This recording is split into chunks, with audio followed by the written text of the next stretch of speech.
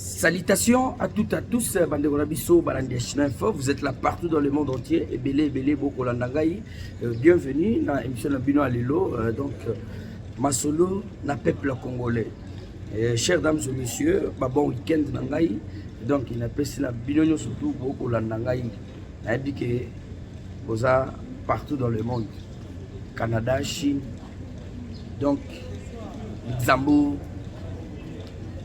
Australie, partout, ici même, vous allez voir. Vous allez peine à Congo, vous avez que vous allez à Lubumbashi, vous allez à Kananga, vous allez à Bujumaï, vous allez à Congo, vous allez à Kobengape, Bandundu, donc Équateur, Mambenga, partout. En tout cas, je vous salue en passant.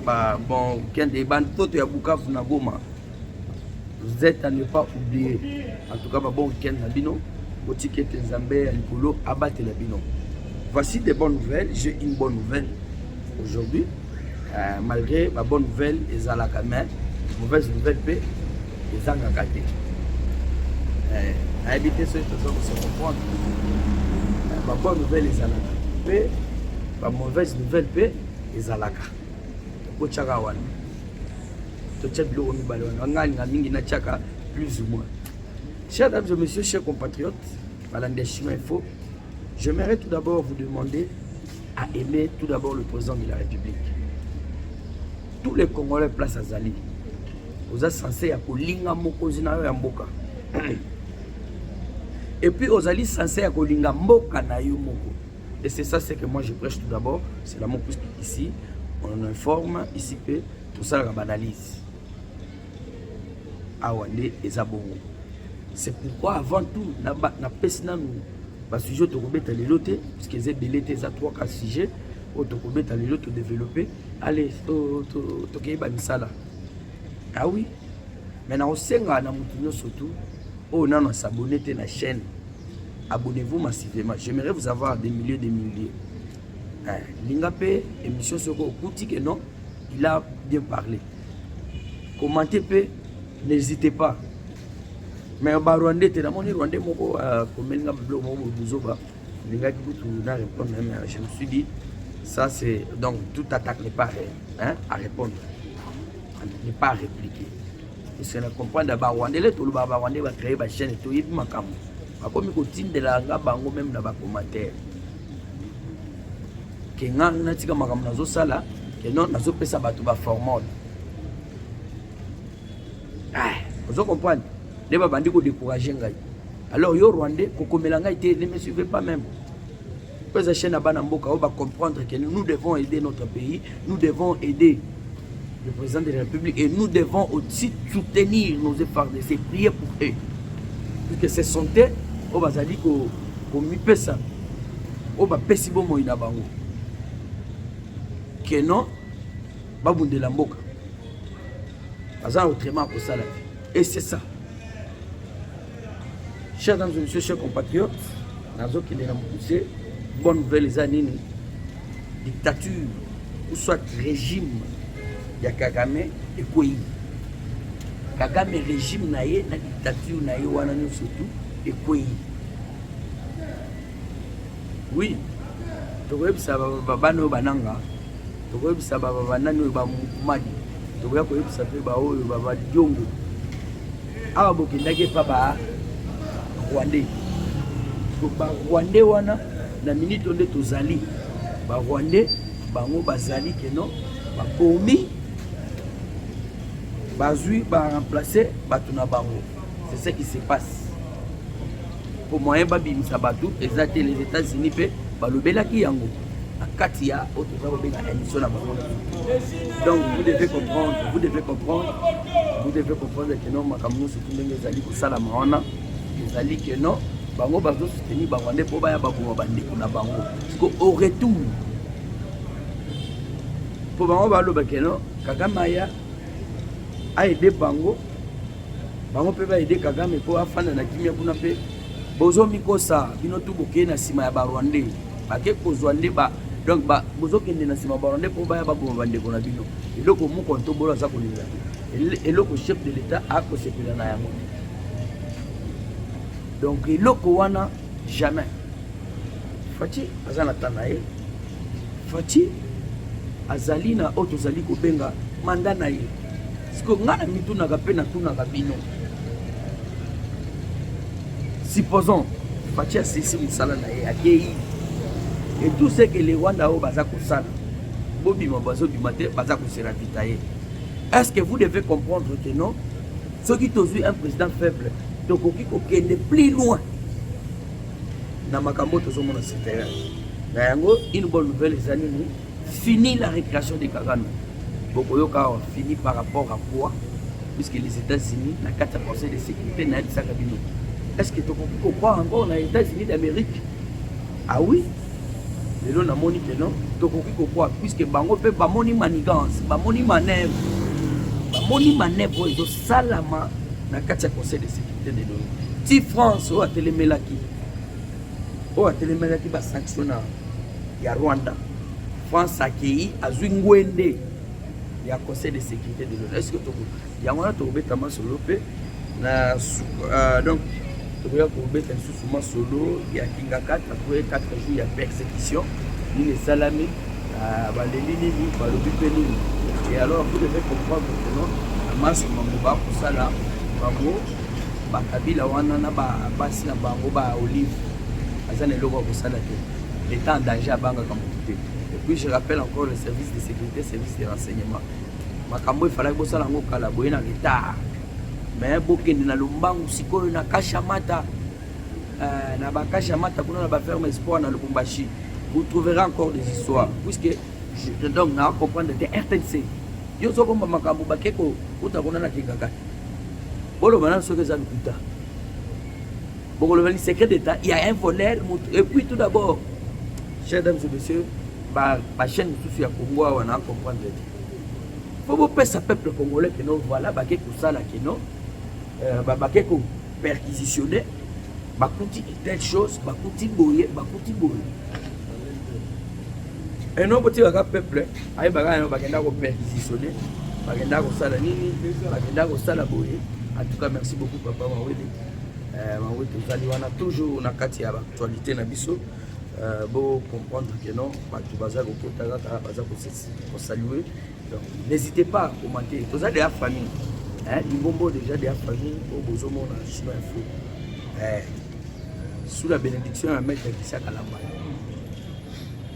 Voilà, exactement. Tu peux rechuter dans le dossier à Bukangalonzo, c'est ça. Et ça rabino toujours. Ce que mon vidéo n'a pas 5 minutes. Collection peut-être pour qui koyoka. Malgré koyoka qui information dans mon pas mais version n'a pas. C'est ça ce qui est nécessaire. Commentez, likez, n'hésitez pas à vous abonner. Ici il n'y a pas de bêtises. Ici c'est l'amour de notre pays. Et voilà, chers dames et messieurs, Tobandi. Après avoir constaté le thème Mabé, il y a Rwanda. Pour tout ce que Rwanda a fait, il y a des avantages. Il y a des Rwanda a fait à moins que Nzamba Likolo a salé l'eau à salé là qui va en Israël. Bon, on a dossier de Conseil de sécurité de l'ONU, il faut une résolution. Banani ba bloquer une résolution on a ba membre non permanent ou soit ba membre permanent. Car cela me tient. Ba pesa qui date les 4. Les 4 en gros moni Rwanda ulia bin sabatu mais il renforce pendant la journée ça te que butu azo banga non. Même ba militaire na biso banani baza komona service de renseignement bazo kota na moi et tous ces gens là Rwanda zo sa neti lukuta moko boye.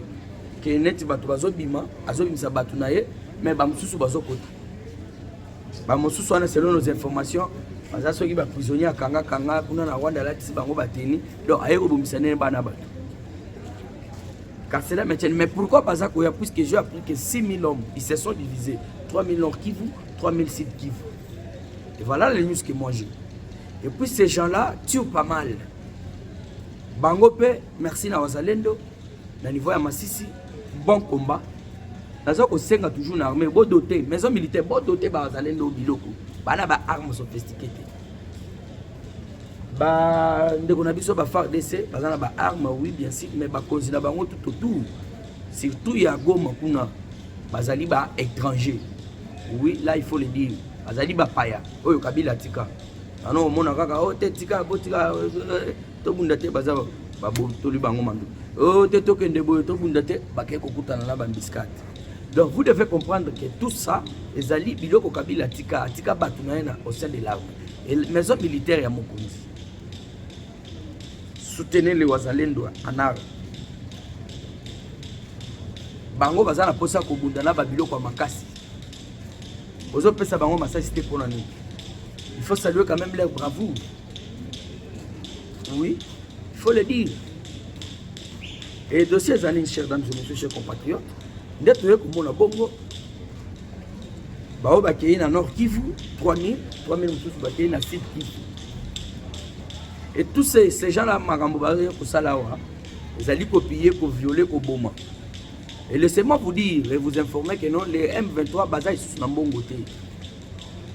La M5 a une mission passée que non, il faut falsifier Mbongo. Donc, il faut pirater le franc congolais na Kenya na Nairobi. Baye, banque na Bango Zawana, $1,3500. Donc, ils n'ont pas d'argent. On va fonctionner exaté. Rwanda n'a pas de déclin, mais à zone du matin à Monique à Poli. Et c'est que moi je me demande comment bazo kota na moi. Service de renseignement na biso etikali pe boye et taliban. Donc il n'y a pas moyen à tout ça là on a contre-offensive ou soit Bourvani. Toi attaquer pas. Bon habité ba singa que non. Na ba territoire ou soit entité au Bitumbeza, ba frontière za ka polele. Habité, casser la métier. Mais écoutez, là où moi je vous amène. Dossier Sikoyo, tu comment on a que non, Rwanda, azo sala, mutema mabe kwa bimi. Ko bimi sabatu na ye, Kagame. Amoni ka kolia suste. Yano zo mona zo ko renforcer. De 1. Donc, le Conseil de sécurité de l'ONU a monité to kosonde biloko États-Unis d'Amérique.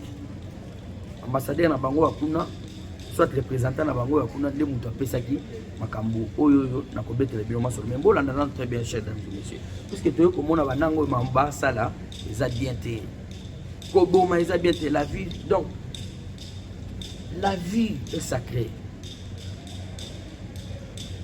na ko comprendre que non banyanga la kata wana côté à Goma yana kamo ko sayo c'est que moi je viens d'apprendre puisque nous avons des contacts et bazako bien partout. Balobi que non, awa ekomi que non, mbongo. Basa suna l'arte, mbongo. Na butu. C'est beaucoup de temps mbongo sur téléphone. Parce qu'on a quand ça les amis, ba cheka na bango tout wana. Bato tout bango ba okanga, ou soit bango ba oboma, ou soit ça nini, on tient na bango kapuna na ka. Parce que yo personne découvrir que non, ah oui, na moni de konanga ité, na moni nini ité tout ça. OK na ka. Leo kumanaka leo kumanaka ofuta na mbongo ngo combien otala ndeko nayo soki aza te okofuta pe mbongo combien du carnage à Goma, du carnage insupportable, invivable. Donc je dis pas qu'on informe même les lots de tous ça samedi boy. De tous ça samedi boy. Salongo ezo sala. D'ailleurs salongo ezo salama. Nous surtout il faut aya à moins 1000 francs. On va payer ça va 1000 francs. Bon supposons tout ça t'en as 100 000 personnes à monde. Bah ça là salon. Bah vu si 1000 francs bah payer ça. Combien? Ça salité bah obeto film. C'est ça leur mode opératoire. Au salut avanti ba ko boma mode opératoire na bango yango na ko boma ko violer ko sala tout. Ba comprendre que baza isu na mbongo te yango na ba créer ba biloko wana. Ba créer ba biloko wana. Chers dames et messieurs, bande ko na biso kuna bazo lela makasi. Donc yo so moni de ko na yo te donc 2 jours 3 jours kena kasa yo. Selon nos news, ça je vous l'ai dit. Selon nos infos. Carnage désolé kana ko. D'ailleurs comme pe kuna il faut faire au pesa ta 100 000 francs. $100 selon ndenge bango ba ko taxer yo so uzo muntu moko boye okoyi na kula mabe taxe no ezali ko okoti kuna pe o mputi ndeko na yo o futa taxe Au côté pété pour bima, au fout ta taxe. Écoutez ce que ces gens vont pour ça. Et on a toujours la gaka, conseil de sécurité, des voleurs, je dis des mafions, on a battu. Et voilà, chers dames et messieurs, bon, si on a 4 conseils de sécurité de l'ONU, n'hésitez pas à aimer cette émission sur le alors, le dossier, c'est quoi? Le dossier, ça dit que merci Koyo, conseil de sécurité de l'ONU côté, Bango Sikoyo, Balobelité, Moutema Mabe, Oyo Wanda Boyi, comme il s'abattunaye, mais il renforce ces hommes. Dès les États-Unis d'Amérique. Bango va dire parole, puisque c'est la cas pour nous. Le conseil de sécurité de l'ONU, nous accordons la parole à la Sierra Leone, nous accordons la parole au Nigeria, nous accordons la parole aux États-Unis, nous accordons la parole, tout ça. Et après tout, mais dans ces pays, les États-Unis d'Amérique, pour nous, c'est déterminé. C'est ce que moi je apprends. C'est déterminé. Les États-Unis d'Amérique étaient mis dans 4 conseils de sécurité. Et puis le conseil de sécurité de l'ONU, basali très dur, basako manière n'unité, autrement puisque Rwanda mais il renforce. Mais comment ça fait-il que Bino déjà aussi au lobby que non, Rwanda Salini a Bimsa Batunaye. Et comment on a dit retrait immédiat et sans condition. Donc mon intéressant, maman na chanson. Chers dames et messieurs, chers compatriotes, vous êtes là partout, nombreux de nous suivre. Et merci pour votre fidélité. Vous allez toujours dans le cadre à boulot. Puisque ceux qui ont le baboté, le Congo et Kolala. Tout élément pour l'école. Bolanda dossier. Les États-Unis d'Amérique, ça, Conseil de sécurité de l'ONU, puisqu'il n'y a rien au c'est un certain jeudi, si je ne m'abuse pas. Vous ne voyez pas que non, Rwanda a un mabe, au lieu de ça, pour renforcer. Et puis aussi, vous voyez que Abima, Abimsa Batunaye. Comment vous avez des sous sur le médiateur Oh, Fort Nyasimbe, Aya a joué le rôle de médiateur dans ma Mauritanie, conflit de. Mais vous aussi, vous trouvez déjà solution. Résolution Zali. Hein? 73, 27, na ba date na l'ennemi. Vous allez comprendre les États-Unis place à commis. Bon, chers dames et messieurs, laissez-moi vous dire, Bango baza déjà prêt. Il y a pas banda makambo na Bango na Congo. Alors ça ba moni Bango, bazo hein? Moi j'étais tête. Bazo salani. Bazo traîner. Les États-Unis déjà basi va trouver solution que je dois vous dire dans cette émission. Restez toujours branchés, soudés, collés. Pourquoi pas cimenter la chaîne Nabino? N'hésitez pas à vous abonner. Merci beaucoup, Président Loba, toujours en direct. Vous allez au Fou au Moulin, il y a boulot. Et écoutez, les États-Unis,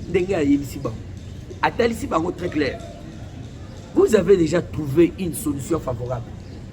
Que non, Rwanda a retiré Batunaye. Et chers dames et messieurs, Bolanda Makambo, Donaka Chala Kassa Oriental, Panzango Bakwa Dianga partout, Batouba comprendre que non, Fachi Beton Azali, le seul président, où Tokotika n'a jamais aujourd'hui, où il a sauvé Mboka de sa manière, dans sa diplomatie. Oui, pour ça, les Ata Olali, Ata Olema Tembeleme, Olali Kimia. Yo na Kasai, Ndekonanga Yago Makuna, Aezo Yo Kata Lisa Simon, c'est ça son souhait. Comment yo Kolia Ngombe, mais Ndekonanga Azo souffrir. Et là, ça c'était. Mais bon, dans le dossier, il y a un boni conseil de sécurité de l'ONU. Mais lobby n'a pas fait dans le journal. On a un journal à l'Icolo et à l'Américain. Ouais. C'est une bonne nouvelle. On a un titre à une bonne nouvelle vient de tomber pour la RDC. Un accord de paix a été signé officiellement entre la RDC et les États-Unis d'Amérique. Un bras droit de l'administration Trump, M. Eric Prince, a déclaré d'aider la RDC dans les domaines sécuritaires. Place aux alliés, c'est là Zamba Pessin Zela Moussousou. Zamba Pessin Zela Moussousou. moto natangeli bino kombo Eric Prince azali bras droit ya Trump na mambotali sécurité amoni ndenge conseil de sécurité bango ba kolala et bango bazo kotala keno il faut tozana intérêt na mboka wana jamais tokoki ko retarder mieux vaut il faut tosala le plus vite que possible puisque les États-Unis d'Amérique bazana manière na bango ba de loger bato wana sans toutefois causer la mot d'ordre ou soit causer la ba retard ya conseil de sécurité de l'ONU. Allez-y vérifier monsieur Eric Prince c'est qui l'administration Trump. Il y a des moutons simbelé ba entreprise ya mambotali ba mambotali sécurité. Il y a le binom, moi je dois plus tarder, je dois aider la RDC puisque bah eux bazana intérêt. Ah oui, cette fois-ci c'est gagnant-gagnant. Parce que y en a mouton banda kozwa nyonso, kanamba banda kozwa penda nyonso ekei penda na Rwanda. Parce qu'on a toka bolana bango na kinya pe mouton zo kufate mabeza. Oui, Félix akokende na ye. Azana temps na ye. Est-ce que tokozwa président oyo akoki ko fuka mela ba Rwanda te? Toko kozwa président wana puisque sont des voleurs bazana sima ba mibi. Bakatumbi, banani, bakabila tout est consort. Bangwana bajongo na sima ba Rwanda. Félix akokende oui.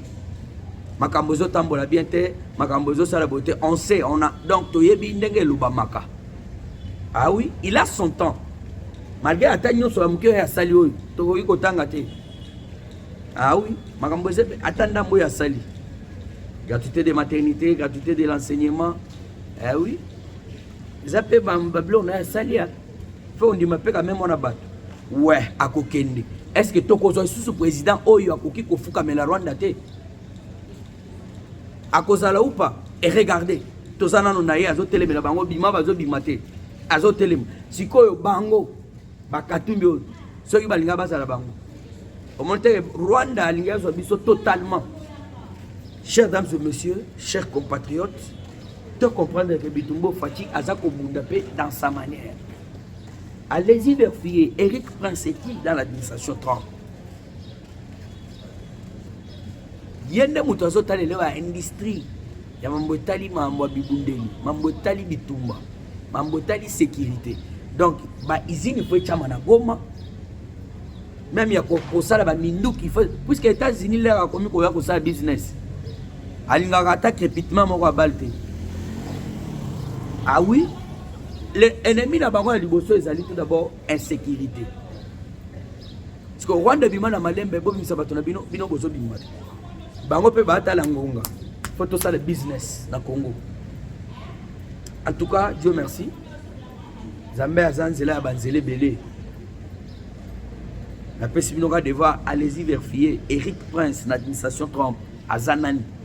Yende muto a conclure na gouvernement congolais na autant les bino batouana te pe kombo ya batouana batangi bango wata. Ah oui. Facha za batumsu ba travailler dans l'ombre. Oui, tolongola ba lobbyingiste nyo surtout hein. Obe mama bana. Bani ba ke ochaba nani kuna ba bureau bani na ba New York bani pona ko bebisa lobbying ya RDC. Mais maintenant depuis na bisa bino ke tina salama bimisi lokasa lobby le chef de l'état za content ndenge siko relation na biso zongi entre biso na biso na États-Unis pas par intermédiaire. C'est comme voilà maintenant le fou. Et monsieur Eric Prince bras droit en matière de sécurité à Trump a lobby je vais aider la RDC. Moi je dois aider la RDC. Et puis écoutez mais oui conseil de sécurité mouté mon mabé depuis bon lobby babima conseil retrait immédiat et sans condition rien. Donc c'est la rabino bande on a biso ba kufa bande on a biso ba violer bango mususu ba kunga bango vivant. Écoutez tout ce qui se passe à l'est et on continue toujours à patienter. Et voilà, chers dames et messieurs, c'était une bonne nouvelle que j'avais préparée pour vous. Donc Otozali Bobenga sujet à mon abiso alelo ya wana. Une bonne nouvelle pour la RDC. Ah oui, to sauté wana Kinshasa. Après 4 jours de perquisition, la justice militaire annonce la saisie de plusieurs biens, dont 19 véhicules appartiennent à Joseph Kabila. Naba moteur, naba. Facha olongo pouvoir te ceux qui te botolina no bato Kabila. Donc Kabila bilong nyo surtout azana. C'est pour les Congolais. Hier photo tigele na porte. Oh ya yakanango. Justice militaire uti ko annoncer. Ah, justice militaire. Annonce la saisie de tout le bien. Ah, Babanda, non, si je ne m'abuse pas, 18e. Ah oui, puisque tout ce qui se passe dans notre pays, en tout cas, tous ceux qui ont été Kabila Ndengazana doivent être arrêtés, doivent être jugés, condamnés ici au Congo pour la criminalité sur toi, ça là. Et le papa qui se fait de Moulumba. Mais c'est Karine Kam Torobeng, Makambozo qui est dans Lombango, venait créer ce pays ici au Congo. Puisque Kanambe est dans Goma. Lobby bato avec il azalaka kuna na Goma afin takande bino ala na Kigali baka na Goma même na Butu même na ils sont libres na bisa bino que no bango ba beta corner waouh Kigali Zambi Lubumbashi de bango ba mode fonctionnement na bango ngwana déplacement na bango ba se déplacer ka bongo Kabila ya lobi na Goma yangani na kati ba rebelle bande ko na kuna banati bazana yangani na kati je n'ai rien à foutre ngasko posa na ngezali service militaire na biso bokoki ko matisa drone te kaka place bango bazaka puisque awa ekomisko benda bika drone ciblé ka bango place bazana créer quelque chose la population peut bazawana na bananga wana yo surtout po bato bazo kufa na machette bato baza ko boma baza ko kunda vivant bazaka bato na ba ba kufa elongo na banyanga la kata wana bazaka bato po histoire ngo pe sila mbamoko comment ça fait-il vous c'est Kabila to moni na place nanga sali ga nyotel po matisaka drone bo matisa drone bo positionner bango moi bor mo bo yeko ya wana au lieu bo banda relater biso ba matolo ka mil Kabila to sali bo service de renseignement service de sécurité. Ah oui moi j'ose croire ça. Kabila te Kabila fani na ndaku wana bakoti na ndaku wana tiro na mata allez zo position na bango nyonso même la population bazala wana bakufa na balongo metoloka nanga na ba Kabila wana bazana kati bango pe situation cadavre oleka to moni na Goma to mais comment pas et ce que je sais bazala déjà en difficulté puisque makambo na tu c'est bino na département pour na États-Unis administration pour na eza ko inda boulot ça est bino ça bino mamunyo surtout les autres les les États-Unis bango baza pré baza chaud ils sont déjà sans chaud donc ba ngande ba kitabasa mamna bango et voilà chers dames et messieurs chers compatriotes Kabila botola ke ba biloko bongo na kosenga na service de sécurité service de renseignement bowe lisapé na ba kashmata kuna oui ba kashmata kuna ba mouvement suspect ezali soupçonné au Kashmat. Donc, même Bakouva va sango service de renseignement. Bo douter l'état danger banga comme tout est banga côté basango te basango bangwana. À se rappeler écoute le bina epsak bino 5 ans silence radio boke kokuta na nanga mais nanga nan epsak bino asali enlever sango Albert Ndungu azali sango de 16 kuna ya Kanyabayonge Basha. Oui, as-tu aussi SMS allez na bato azali nango emporter silence radio côté à 5 et c'est que on a la yo chers dames et messieurs o boko ki ko seka pe na ebite so boko se so boko mona za kindo ki to ndengeni na ki on dirait que non show le na ba mbongo ba meka ko benga nanga bani no nanga pour ça ndeni boli benena na mutu wanati au lieu de la déclaration que non contre Bananga, contre M23, ndenge va porter nani ndenge va enlever prêtre na bango. Ndé yangwana o mona bango ba benga kinanga. Est-ce que vous savez le côté otika na ta prêtre? C'est pour ça qu'on a battu surtout bazwana. Bino ko mo senga kana prêtre. Hein? Puisque depuis tout ça bino que non silence cadeau du côté 5. Un abbé enlevé ni chole ni mutebanyambo ils bouffent leurs argent donc bazo lia à l'aise ba fortune na bango ba uti kozo pas ba Kagame wana muteba bisa bino oui le Rwanda pesi biso pe mbongo asungi biso bakutana pena nanga ya wana biso bino ba bengi nanga ba mbongo ba chole bango tout en tout cas vraiment moi tout ça déclaration exacte so tout ça. Chers dames et messieurs, j'ose croire que non, ça sera la toute première fois qu'un prélat catholique sera aux arrêts. Va continuer à vous voir ça là, il y a au côté Samboka dans les chaos, il y a qui pour soutenir bapaya mpona bayela biso badiscours ya tribalisme, mpo bayela biso baséparatisme, baza bato mabe basango bato mabe. Yo so yoka basango mosusu ya bamboka mosusu baka kolobaloba trop lokola ya a bosala parti politique botika distraction tokozala na bino tokofaire bino koédike ke non il faut aimer le pays. So bino bapapa mikolo bozoteka mboka likolo ya bambongo mpe ya bato bazoboma bandeko na bino, c'est l'argent du sang. L'argent du sang ya bacongolais. Et voilà, chers dames et messieurs, chers compatriotes, toke na kochite procès Bukangalozo, Vital Kamerhe en attente de la demande de lever des immunités parlementaires de Matata Ponyo pour la Cour constitutionnelle. Balongolais les sous. Donc vous protégez toujours les voleurs. Boyoka, un voleur déjà devant son juge naturel. Alors, Bino Bozo Bimakeno, nan balongoli immunité n'a été. Est-ce qu'un voleur, on peut encore causer la question? Non, c'est quelqu'un humilié. C'est quelqu'un humilié, puisqu'il a volé, il a détourné l'argent de paisibles citoyens. Tout ce qui... Donc, Bango Bassara va se protéger. Ils étaient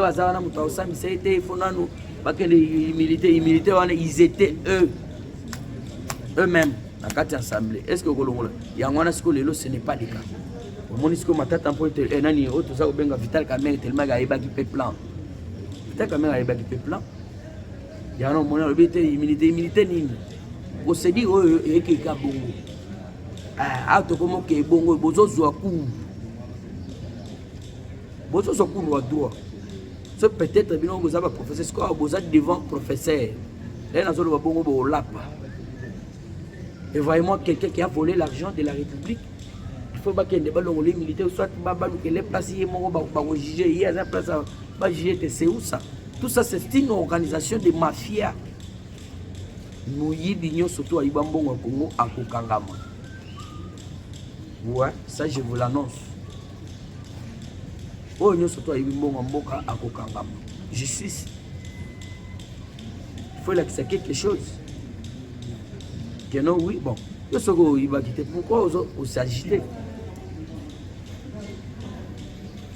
Chers dames et messieurs, dossier à arrestation à Pading. Pading basé bien dans le bino. Oh, bah outil libéré, bah libéré ou soit à zone puisque là qui tourne dans des bah on va être binoté. Pourquoi pas zone que non à zongi.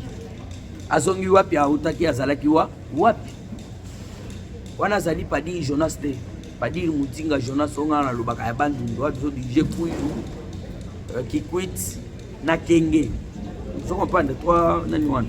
Mutu moko Pading wana za wande nga lobo te. Oya bango ba outine na makambo na bango kuna na demi apte. Ba Pading baze belé ba changer ba kombo na kati ya armée. Yo bi nombre ba Pading baza na armée. Est-ce que on a na banda koloba zakuna ya otuza kubenga wazotala Kwilu Kikwiti Kenge. Wana yena no bakangi ete yoko senga keno ba interpeller pe ayebisa biso mbongo ya basoda tisikoyo. Ya moi oyo ba uti ko doubler bango bazuite pona nini. Donc moi je parle pas de Pading wana wa uti so na demi. Non. Wana yedi nga ete tellement que so gaza bon. On a zo baza étranger ayebi ko pesa ta ba kimbote te. Chers dames et messieurs, merci pour votre fidélité.